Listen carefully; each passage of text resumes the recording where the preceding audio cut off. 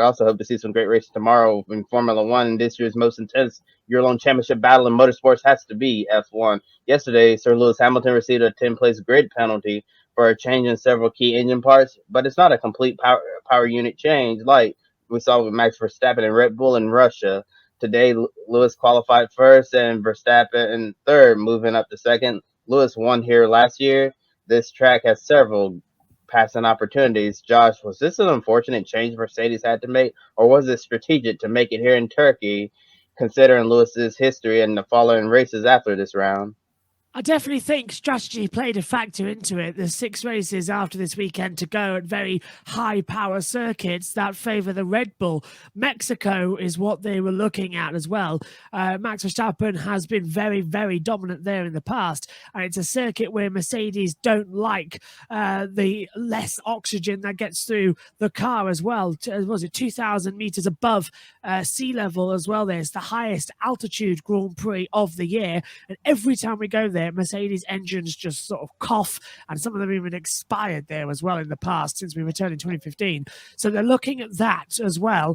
They lost one in the cycle in the crash at the Italian Grand Prix as well when Verstappen mounted Hamilton as well. So he's one down as well. Last time out at the Russian Grand Prix, Verstappen took an extra everything. So he started from the back of the grid. He took a new MGU-K, which is the kinetic, and an MGU-H, which is the heat sink. He took a brand new internal combustion engine, the ICE as well. He had everything brand new and an energy store as well.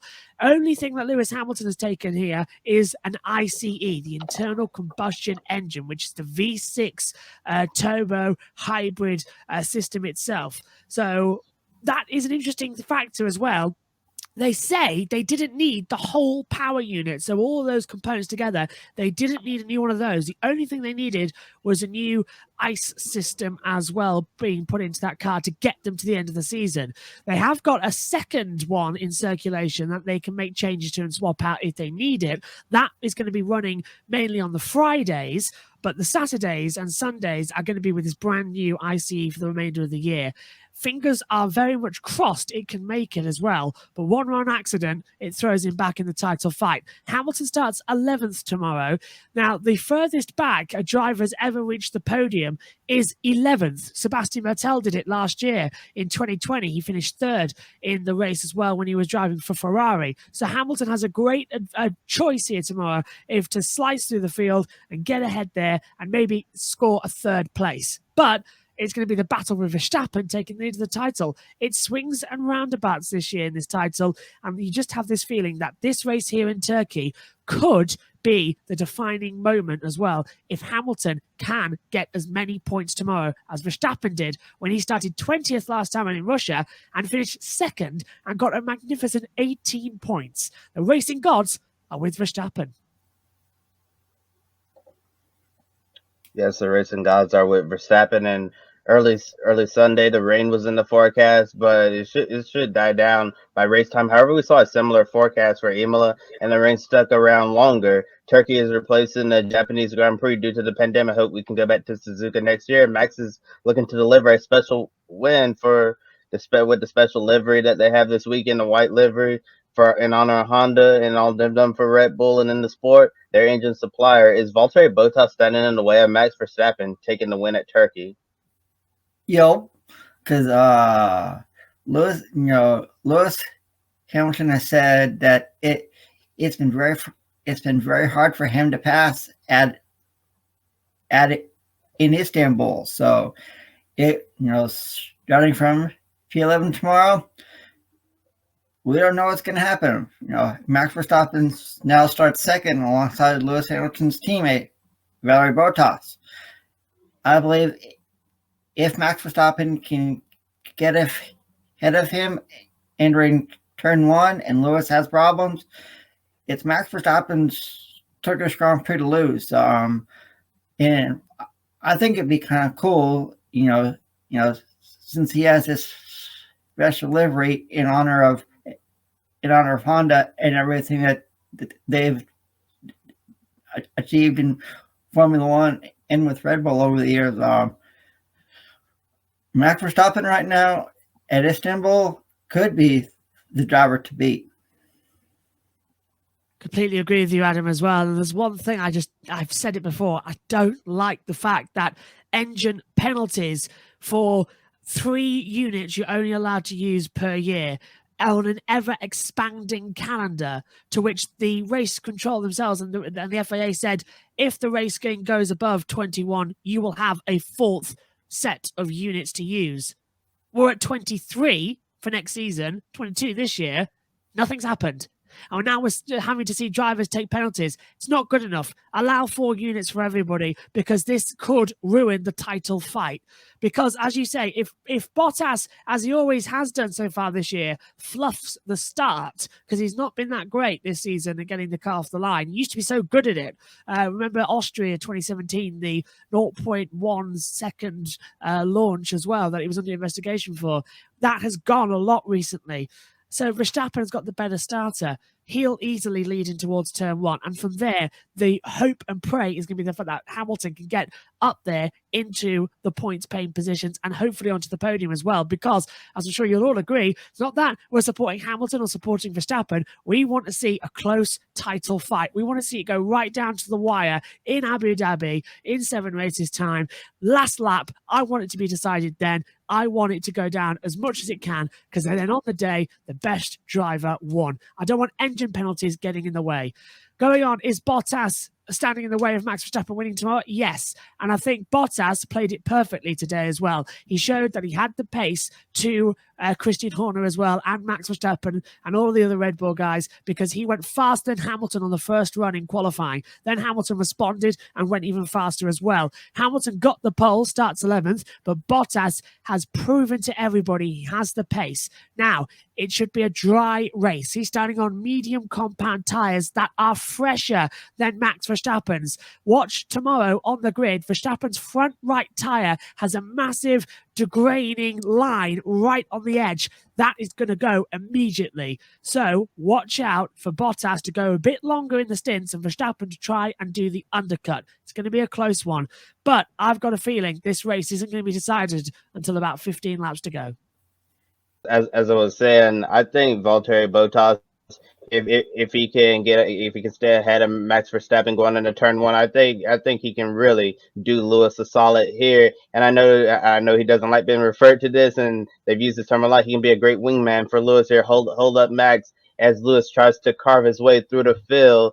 But I also think Max is going to be strong in Turkey, and it's going to be really interesting to see how this start plays out, because it could really tell the story of how this race is going to unfold. And another close battle we're watching is Ferrari versus McLaren, with McLaren coming off the heartbreak from Russia. Lando Norris starting 7th, and the highest Ferrari is Charles Leclerc in 3rd place. Sainz has an engine penalty, and Daniel Ricciardo didn't even make it out of the latest session.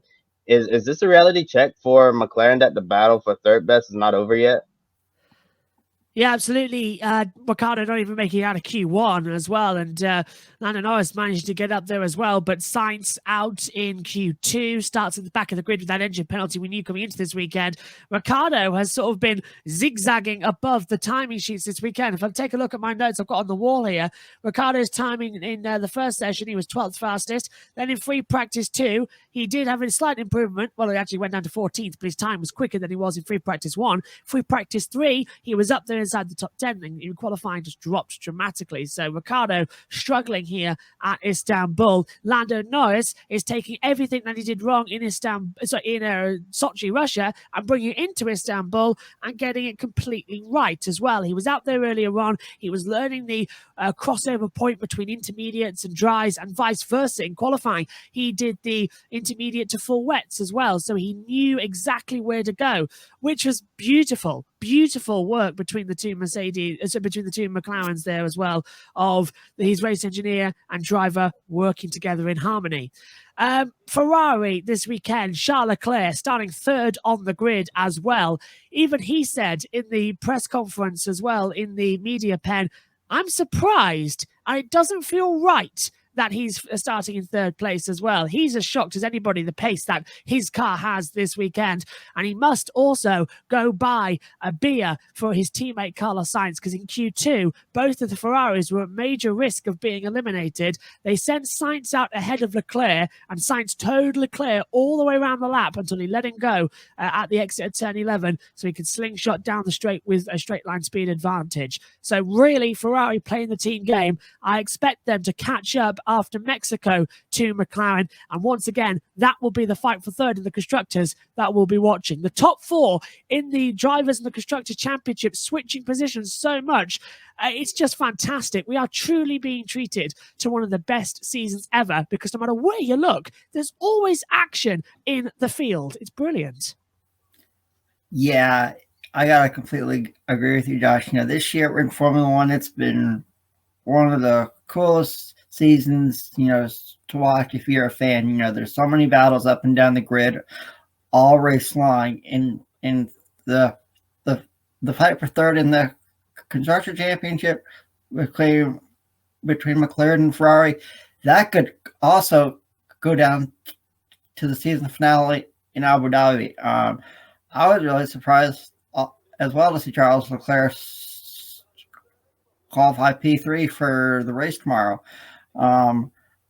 We don't know what's going to happen, but I think it'd be kind of cool if Charles Leclerc could find a way onto the podium. And McLaren has been really strong,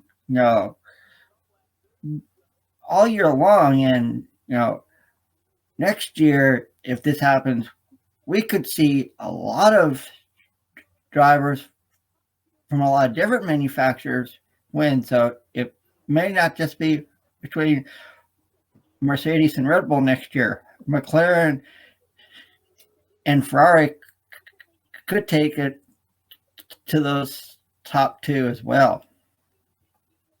And we do have 7 races left in the season. Mathematically, 9 drivers have a shot at the championship. However, it's really Hamilton versus Verstappen. Bottas in third, 12 points ahead of Norris, 31 ahead of Sergio Perez. Do you believe Bottas has rebound and is aiming to take third away from Norris and Perez, or will Norris and Perez fail to capitalize and secure third? To me,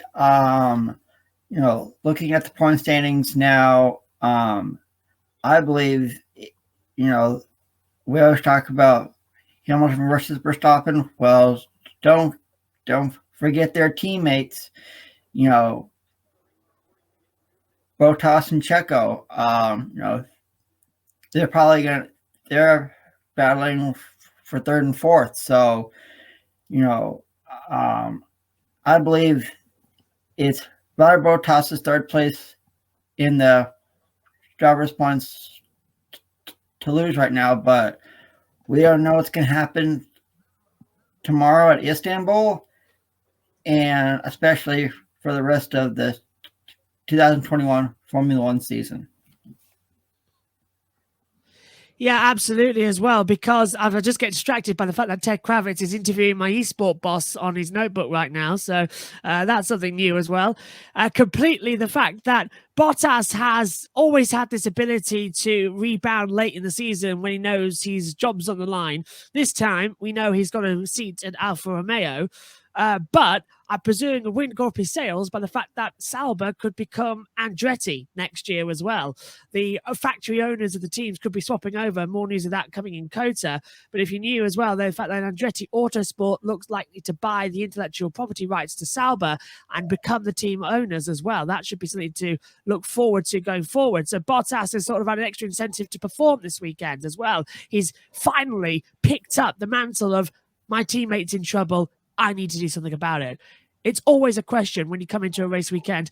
Which Valtteri are you going to get? Are you going to get the Valtteri who doesn't perform and is just disappearing towards the midfield all weekend long? Or are you going to get Valtteri 2.0 who's had his porridge in the morning and his Weetabix as well and is all ready to go as well?